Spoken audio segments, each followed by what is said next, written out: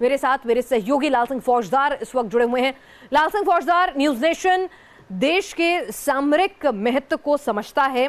सुरक्षा के लिहाज से हम हर जानकारी, हर तस्वीर दर्शकों को नहीं दिखाएंगे। हम एक जिम्मेदार चैनल की तरह से यहां पर अपनी जिम्मेदारी को समझेंगे, लेकिन फिर भी जो जानकारी आम आवाम के लिए जानना जरूरी है वो जरा साझा करें। आप बॉर्डर पर मौजूद हैं। कहा जा रहा है कि राजस्थान के सेंसिटिव एरियाज में सभी सरकारी कर्मचारियों की छुट्टियां जो है वो रद्द कर दी गई हैं।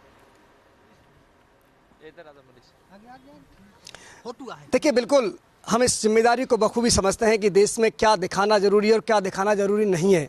हम बॉर्डर एरिया पे हैं और जो बता सकते हैं, खास बात यह कि अभी राजस्थान के मुख्यमंत्री ने एक आपात बैठक बुलाई है इन तमाम हालातों को देखते हुए। इसके साथ ही जो हमारा बॉर्डर एरिया है, जैसे कि हम लगातार कह रहे हैं, वहाँ कहीं ना कहीं हमें किसी भी खतरे की कोई आशंका नहीं है, चूँकि हमारी तमाम जो BSF है, आर्मी है, वो पूरी तरह से अलर्ट मोड पर है। और इसके साथ साथ ही जो सबसे बड़ी बात हम लगातार कहना चाह रहे हैं कि इस देश की जनता, इस देश का आम आदमी, आम वासिंदा आज आतंक के खिलाफ एकजुट है और भारतीय सेना के साथ खड़ा हुआ है। मेरे साथ कुछ गाँव के लोग हैं जो लगातार बिल्कुल बॉर्डर के एरिया के बसे हुए गाँव हैं। इनको लगातार जो गतिविधियां देख रहे हैं अपनी आंखों से, फिर भी इनके जज्बे को कहीं ना कहीं सलाम हमें करना पड़ेगा। क्या मानते हो आप, लगातार जो हालात बन रहे हैं अब, उसके बाद क्या स्थिति आपकी है? हमारे यहाँ के जो लोग हैं वो हमेशा, जब भी 1971 के 1965 के युद्ध जो भी हुए, पाकिस्तान को जब भी करारा जवाब देने का मौका आया है तो हमारे लोगों ने पूरा सहयोग, कंधे से कंधा मिला करके यहाँ के लोग सहयोग में थे। उस समय संसाधनों की कमी थी और उस समय हमारे यहाँ के लोगों के पास में ऊँट थे, ऊँट हुआ करते थे। उस समय ऊँट लेकर के हमारे यहाँ के जो लोग हैं उनकी सेना के साथ में मदद करने के लिए तैयार थे। कोई डर है क्या आपको? ऐसा लग रहा है पाकिस्तान लगातार इस तरह कह रहे हैं सेना बढ़ा रहा है, ये ऐसा कोई डर तो नहीं है आपके अंदर कहीं? बिल्कुल डर नहीं है। भारत माता की जय, भारत माता की जय, मातरम, वंदे मातरम। हर मुश्किल का सामना करने को तैयार हो, भारतीय सेना से हर तरह खड़ो, हर हाल में खड़े हो। कैसे हालात से गुजरना पड़े आपको? हमें किसी भी स्थिति से निपटना पड़े तो हम उसके लिए तैयार हैं। ये जैसलमेर सबसे लास्ट शोर पे है राजस्थान के, यहाँ भी विपरीत परिस्थितियों में लोग रहते हैं। हमें पूरा हमारी देश की सेना पे, तीनों सेनाओं पे पूर्ण रूप से विश्वास है और हमारा देश का जो नेतृत्व कर रहे हैं मोदी जी, उन पे विश्वास है। चलिए, लोगों को अपने देश की सरकार पर, देश की सेना पर पूरा भरोसा है, लेकिन हम बार बार ये कह रहे हैं कि युद्ध किसी समस्या का समाधान नहीं है, युद्ध का उन्माद फैलाना मकसद नहीं है। दिल्ली के ऊपर का एयर स्पेस जो है वो खाली करा लिया गया, लेकिन अब कहा जा रहा है कि इनको वापस ले लिया गया है। तो क्या जो युद्ध जैसे हालात बन रहे थे अब वो क्या वापस ढर्रे पर आ रहे हैं? क्या इस तरह की कोई सिचुएशन नहीं पनप रही है? टीपी त्यागी हमारे साथ इस वक्त मौजूद हैं, रक्षा विशेषज्ञ। टीपी त्यागी जी, क्या हम नॉर्मलसी की तरफ बढ़ रहे हैं? जी देखिए, युद्ध हम चाहते नहीं और पाकिस्तान लड़ नहीं सकता। कन्वेंशनल युद्ध इसलिए नहीं लड़ सकता कि हमारी ताकत उससे 2.5 गुना है। और दूसरी बात कि अगर युद्ध होता भी है तो वो 2-3 दिन से ज्यादा युद्ध को सस्टेन नहीं कर सकता। एक और बात, पाकिस्तान के अंदर जो फौज के ऑफिसर्स हैं, उन ऑफिसर्स को लेफ्टिनेंट, कैप्टन, मेजर, कर्नल, जैसे जैसे प्रमोशन होता है वैसे वैसे उनको 5 बीघे का फार्म, 10 बीघे का फार्म, 50 बीघे का फार्म, यानी कि वो ऐशो आराम की जिंदगी जीते हैं। उनको आदत पड़ गई है पाकिस्तान को कंट्रोल करने नहीं, मैं आपसे ये समझना चाहूंगी टीपी त्यागी जी, जो फिलहाल नए लद्दाख एयरपोर्ट जिनको बंद किया गया था, चंडीगढ़, अमृतसर, पठानकोट, अब उनको फिर से खोल दिया गया है डोमेस्टिक फ्लाइट की आवाजाही के लिए, और अब दिल्ली, जम्मू, श्रीनगर के लिए जो फ्लाइट जा रही थी वो भी बहाल हो गई हैं। तो क्या इसके मतलब क्या समझे एक आम आदमी? क्योंकि जब ये ऑर्डर आया था लोग डर गए थे कि भाई हम युद्ध की तरफ जा रहे हैं, तो अब इसका क्या समझो? हम तो पहले से नहीं, चलिए, पाकिस्तान का खोपा या हमारा उसको छोड़ दीजिए, हम आपसे कह रहे हैं कि इसका क्या मतलब है ये समझाइए।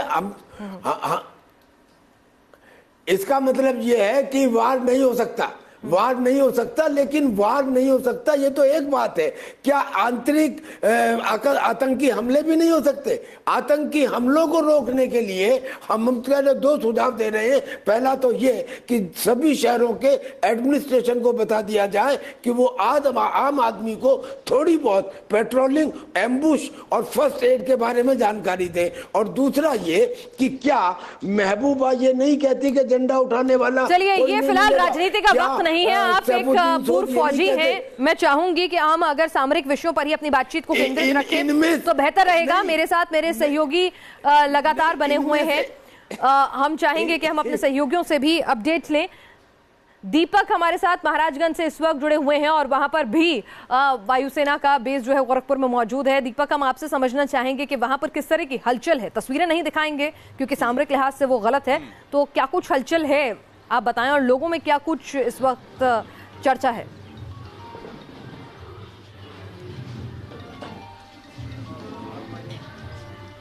देखिए, हम इस समय महाराजगंज के सैनिक ग्राम उदितपुर में है। ये पूरा गांव सैनिकों का है और दूसरे विश्व युद्ध से लेकर के और कारगिल वार तक के जो जवान हैं वो यहाँ पे इस गांव में रहने वाले हैं। हर घर से यहाँ पे 2 से 3 लोग सेना में हैं।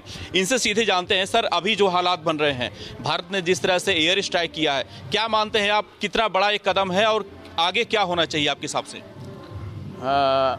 अभी जो भारत ने जो एयर स्ट्राइक किया है बहुत अच्छा किया है, और आगे अगर सिचुएशन इसी तरह से रहेगा तो इससे भी बड़ा वो ऑपरेशन होगा जी। और वो तो डिपेंड करेगा कि भाई उनका क्या है, उनकी मूवमेंट के ऊपर है। हमारा कहने का मतलब यह है कि वो हमारा ये इस पे अभी चूक नहीं मानेंगे, बिल्कुल ही चूक बिल्कुल नहीं। आप अभी जो हालात हैं देश के सीमा के, क्या कहना चाहते हैं एक सैनिक होने के नाते आप? आज जो भारतीय सैनिकों ने आतंकवादी को जो नेस्तनाबूद किया है, हम सब हर्षोल्लास के साथ खुशियां मना रहे हैं और चाहते हैं कि सारे जो भी आतंकवादी हैं सबको सर्वनाश कर दिया जाए, और इसी तरह से ताकि हमारे कोई भी आतंकवादी हमारे भारत के ऊपर, भारतीय सैनिकों पर नजर उठाने की हिम्मत न कर सके। इसके पहले भी तमाम आपने युद्ध लड़े हैं, पाकिस्तान के खिलाफ भी आपने युद्ध लड़ा है। क्या मानते हैं कि कितना समय लगेगा पाकिस्तान को, अगर हमको धूल चटाना हो तो कितने घंटे लगेंगे हमको? हमें, हमारा कहने का मीन्स ये है कि ठीक है, यानी कि हमारा युद्ध हो, और साथ में ये है कि पाकिस्तान को हमें 2 और 3 दिन के अंदर जो है पूरा पाकिस्तान जो है नामो निशान से उसका नक्शा तक बदल जाएगा। ये हमारा भारतीय फौज का जानबाजों का कहने का मतलब प्लान है, और इसमें कोई शक नहीं है कि जो कि वो लोग कहने मतलब अपना सिर खड़ा कर सके। जी, आप तो काफ़ी साल पाकिस्तान बॉर्डर पर रहे हैं, वहाँ पे आपने वहाँ की स्थिति देखी है, भौगोलिक स्थिति देखी है, अभी जो हालात बने हैं सीमा पे, सर क्या मानते हैं कि स्थिति कितनी गंभीर है, या फिर भारत के सेना के लिए कितनी बड़ी ये स्थिति जो है चुनौती एक तरीके से कहें तो है ये? जी, आपने ठीक कहा कि अभी जो ये बॉर्डर पे ये मूवमेंट चल रहा है, जो भी अभी हो रहा है, उससे हमें कोई वो फ़र्क नहीं है। अगर ऐसी तरह से रहा तो हमें पाकिस्तान के ऊपर अटैक करना पड़ेगा, और उसके बाद जो उनको रिजल्ट मिलेगा वो वही खुद ही जानेंगे। लेकिन भारत अगर उनके ऊपर अटैक करता है तो पाकिस्तान, मैं समझता हूं कि 2 या 3 दिन के अंदर हाथ खड़ा करना पड़ेगा। बिल्कुल, ये सैनिकों की राय है। ये इसमें कई पदाधिकारी रहे हैं सेना में, और तमाम इन लोगों में से कई ऐसे लोग हैं जिन्होंने पाकिस्तान के खिलाफ युद्ध भी लड़ा इसके पहले, और ये मानते हैं कि 2 से 3 दिन में ही पूरी तरह से अगर भारतीय सेना चाहे तो पाकिस्तान का सफाया किया जा सकता है। लेकिन भारत की तरफ से जो जवाब दिया जा रहा है, जो एयर स्ट्राइक की गई है, वो बेहद महत्वपूर्ण है, और उसको लेकर के यहाँ के लोग काफी खुश हैं और सरकार के इस फैसले से काफी बिल्कुल। और यही बात हम अपनी जनता को भी समझाना चाहते हैं कि युद्ध की स्थिति में पाकिस्तान क्यों कह रहा है कि हम शांति चाहते हैं, हमें बातचीत कर लीजिए, क्योंकि वह घबराया हुआ है हिंदुस्तान की इस एयर स्ट्राइक से और हिंदुस्तान की ताकत से। आइए आपको दिखाते हैं कि हमारी और पाकिस्तान की आर्मी कहां खड़ी होती है। अगर सबसे पहले थल सेना की बात करें, पैदल सेना की टुकड़ी की बात करें, तो सैनिकों की संख्या में हमारे पास पाकिस्तान के मुकाबले दोगुने से भी ज्यादा पैदल सैनिक जो हैं, यानी कि थल सैनिक जो है वो मौजूद है। सोच के देखिए कितनी बड़ी हमारे पास थल सेना मौजूद है। अगर टैंकर्स की बात करें तो भी दोगुनी ताकत है और एडवांस ताकत है। सिर्फ दुगनी नहीं, नंबर में ही नहीं, संख्या बल में ही नहीं, बल्कि तकनीक के लिहाज से भी हमारे टैंक जो हैं वो कहीं ज्यादा हैं। अगर पाकिस्तान के पास लगभग 2000 टैंक है तो हिंदुस्तान के पास 4500 टैंक है, तो यहां भी हम दोगुनी से ज्यादा ताकत रखते हैं, इससे ज्यादा कुव्वत रखते हैं। अगर हम बात करें तमाम मिसाइल की, तो पाकिस्तान की आर्मी के पास रॉकेट प्रोजेक्टर जो है 144 हैं और हिंदुस्तान के पास 266 हैं।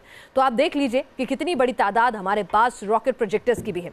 अब हम जरा वायुसेना की ताकत की बात कर लेते हैं। हिंदुस्तान के मुकाबले भारत की वायुसेना कहां खड़ी होती है? दुनिया की टॉप 3 वायुसेनाओं में जो है वो भारत की वायुसेना की गिनती होती है। अगर एयरक्राफ्ट के लिहाज से बात करें तो भी हम यहाँ दुगने हैं। पाकिस्तान के पास अगर 1281 एयरक्राफ्ट है तो हमारे पास 2185 एयरक्राफ्ट हैं। अगर हम यहाँ पर बात करें लड़ाकू विमानों के लिहाज से तो किस तरह से लड़ाकू विमान है 734 पाकिस्तान के पास और हिंदुस्तान के पास 1394 विमान यहां पर मौजूद हैं। अगर हम एयरक्राफ्ट की तकनीक की बात करें तो वो भी उस लिहाज से भी हम कहीं एडवांस, हमारे पास 4th जनरेशन फाइटर एयरक्राफ्ट मौजूद है। अगर हम नौसेना की बात करें तो हमारे पास सबमरीन हो या फिर एयरक्राफ्ट कैरियर हो तो वो भी पाकिस्तान के मुकाबले कहीं ज्यादा नजर आते हैं। नौसेना की ताकत देख लीजिए जरा, एयरक्राफ्ट कैरियर पाकिस्तान के पास है ही नहीं, यानी समंदर से अगर उड़ान भरनी हो लड़ाकू विमानों को तो ये क्षमता है ही नहीं पाकिस्तान के पास। हिंदुस्तान के पास लड़ाकू विमान कैरियर मौजूद है। अगर हम बात करें डिस्ट्रॉयर की बात तो पाकिस्तान के पास 0 है, हिंदुस्तान के पास 11 है। तो जब हथियार ही नहीं है तो लड़ेंगे क्या खाक। युद्धपोत हमारे पास 10 हैं, तो हमारे पास 14 हैं, तो उनके पास महज 10 हैं। तो कुछ तो ऐसे हथियार हैं जो हमारे बेड़े में ही हैं, उनके पास है ही नहीं।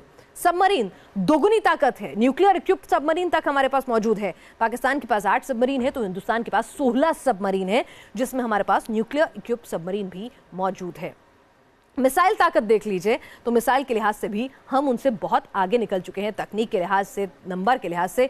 तो पाकिस्तान क्यों ना शांति की बात करे, क्योंकि वो जानता है कि अगर युद्ध हो जाता है तो ना तो आर्थिक स्थिति ऐसी है, ना सामरिक स्थिति ऐसी है कि वो इस युद्ध को 3 दिन से भी ज्यादा खींच सके, ऐसा तमाम एक्सपर्ट्स का भी कहना है।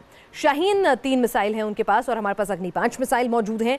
अग्नि 4 की बात करें हमारे पास है तो उनके पास अवरबीन मिसाइल है। तो किस तरह से ये मिसाइल जो हैं ये भी ज़्यादा हमारे पृथ्वी है, तो उनके पास हत्फशे मिसाइल है।